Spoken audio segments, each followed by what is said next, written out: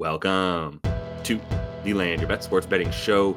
Looking at NFL Wildcard Weekend Sunday games here and a little bit at the Monday night one as well. I've got 5 plays already on the card for you guys, so I'm going to go ahead and go through those with you. Also got the live show on 11 a.m. Eastern on Sunday morning with Modai, simulcasting on both our channels to help you guys get ready for everything you need. Maybe find a few more looks and get that value late in the day there on Sunday right before those games kick off. So if that all sounds good, give that video a like. Let's get right into it.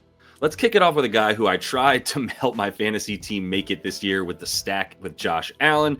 Didn't quite work, but we're going to Kincaid a Dalton Kincaid that I think is healthy now is where we're at with him. Over 36.5 receiving yards is the number right now on Saturday. And I like the fact that he has been on ice in the last 3 games, and we've seen a lot more Dawson Knox than we have Kincaid over the last 3. He's still run 50% of the routes that he's out there for in the snaps that he's on the field for. So it's still a really nice participation rate for someone who hasn't really been participating because they've wanted to make sure that he's healthy for their playoff run.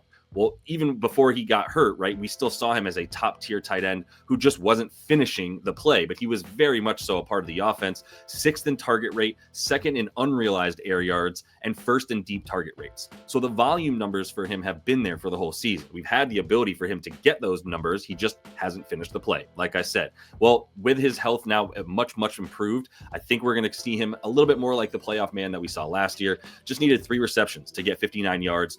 See about 20 yards per route, right? Per catch there. And that's what we're looking for here is a little bit more of the deep target tight end that he's capable of being. I think Cooper will probably get a little bit more locked up in this one and that you'll see Kincaid have a bit more success. So I like him to get the roughly 4 catches in this one. I think that'll be good for 37 yards at least. Let's go over to that Commanders and Bucks game and talk about Bucky Irving because I do think that Bucky is going to be used a lot in this one. So I like over 17.5 rush attempts for him.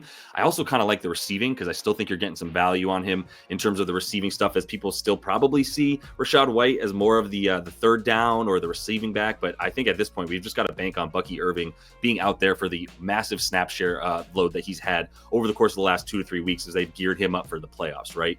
You look at the Commanders, this is obviously the weakest point of their defense, 27th in rush EPA. So you've got to be attacking that for them. And I do think they want to keep that time of possession to sort of force Jaden Daniels to feel that sort of that pressure that he needs to score, maybe force him into some mistakes and stuff like that because you're dominating the clock and he's itching to get out there on the field, the excitement of his first game. I think we got to take that into consideration for the Rook there.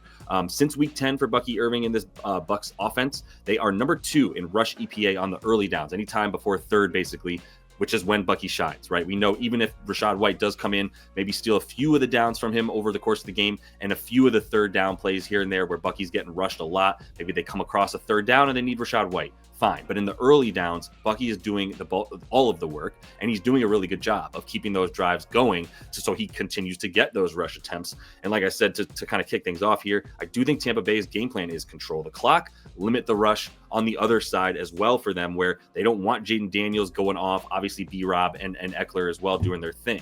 So even though I do like the yards for Bucky, and I do think he'll probably get there, I think both looks are good, and you're getting a little bit of plus money here for the over 17.5 rush attempts specifically. Looking at Sam Darnold in that Vikes game against the Rams, I got to fade Darnold. That is such a high number for a dude who, I understand the Rams are vulnerable, but he kind of looks shook at this point. He's not been the same Sam Darnold that we had earlier in the season. It's really been for roughly the last 4 or 5 weeks.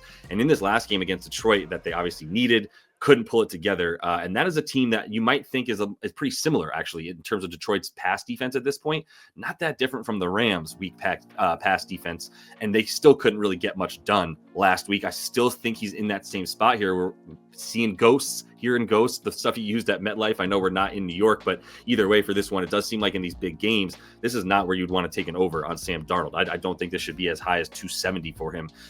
As far as what he's done on the road this season as well, averaging 7.5 yards per attempt and a 63% completion rate, not nearly as good as what he's done in the dome at home. And the Rams, I think we'll see a lot of what we saw in week 7. That's keep the ball out of Darnold's hands. We're going to see them look at the time of possession, not top, but that should say TOP for time of possession. They had 34 minutes in their week 7 win against this Vikings team. That was a surprise to many when they pulled that one out 30-20. And Sam Darnold couldn't do much in that game either, in part because Kyron Williams, not a very high yards per attempt, but a lot of attempts. And that's what we'll see again from McVay, is keeping the ball out of the hands of Darnold, mostly so he can't put it in the hands of Jay Jetta, right? Or Jordan Addison at this point, both very dangerous, and Hawk, to be honest with you, as well, who's also coming into form at this point in the season. So I think it'll be a lot of not having the opportunities for Sam Darnold that leads to him going under 270.5. But with the limited opportunities he'll have, I don't think he can get there as well. Back to that Commanders game, I do need to go under on Jaden Daniels here on the under passing and rushing yards combined, which is at about 280 or so for most books at this point.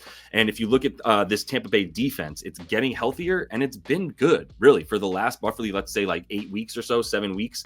Since week 12, they are number one in defensive pass success rate on third downs. And that's a big reason for why they've been so good on third downs in general, is keeping teams from being able to elongate those drives. And that's what I see from Jaden Daniels, who's really relied on explosive plays for the entirety of the season to really make his hay, right? And you see the defense for Tampa Bay, like I said, getting healthier. It's only going to be tougher. You've got Antoine Winfield coming back. We might be seeing Jamel Dean back as well for this Bucs squad, which will only make that pass defense, which was supposed to be really good, and as it got healthier, got better, right? We've seen that. Now it's back to peak form, I would say. And if you look at Jaden Daniels on the road, I think this is still important. It's a rookie showing a little bit of his lack of experience when he's playing on the road in tougher environments and tougher situations. Well, that's what we have here. It's a playoff game. It's a road playoff game. And on the road this year, he's at 200.5 passing yards per game. He did have a good time rushing the ball against the Bucs defense in the first meeting between these teams. But now we're talking about a Tampa Bay defense that has done a really good job of, although it still allows a lot of attempts from the QB rushing, because it does get really good pressure on the QB, so it forces them out of the pocket. But still, there's limiting those quarterbacks to about 4.4 yards per carry on those QB rushes. And that's really good when you consider that a lot of those are not designed runs, and the defense is not prepared for a rush from the quarterback, and they're still turning around and keeping containment well enough to keep them under 5 yards per carry for the QB on those non-designed rush plays. So that's going to be huge in this one, is their ability to contain him. If things break down and don't work out in the long pass game for Daniels, then he might try to run. But if they're keeping that containment because they at least have one spy on him, then they should be good to keep him to the rushing yards to a reasonable amount anyway, so that we can go under on both the pass and rush combined.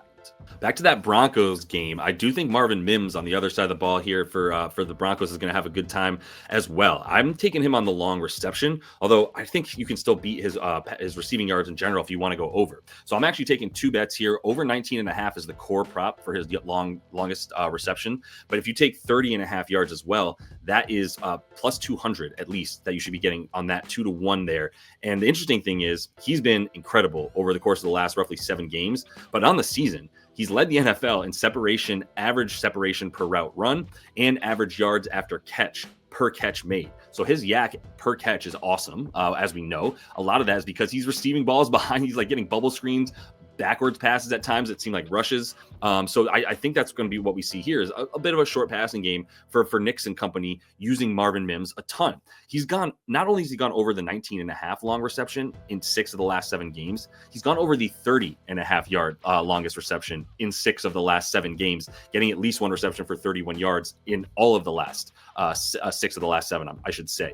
Interestingly enough, of those 6, half of them, 3, came on throws that were behind the line of scrimmage, meaning it was a screen pass forward, but he was on behind the line of scrimmage when he caught the ball and still ran for that yak. So that's what we expect once again, is how Sean Payton has found really great, interesting, creative ways to get Marvin Mims into space, despite the fact that teams know he's such a weapon at this point. I think we'll see him on some drag routes that'll be really short for that yak, then running up the sideline, and we'll also be able to see some screens that go his way for that stuff. So at the same time, he could catch this one long as well. We have seen this Buffalo defense in the backfield there be very susceptible to those long receptions, where they're much worse. They've been giving up like more than 300 yards per game over the course of their last 4 for Buffalo. So there's definitely some passing opportunities for Nix and company, and I love Marvin Mims' numbers because we get the most value out of them. He's still being the most underrated.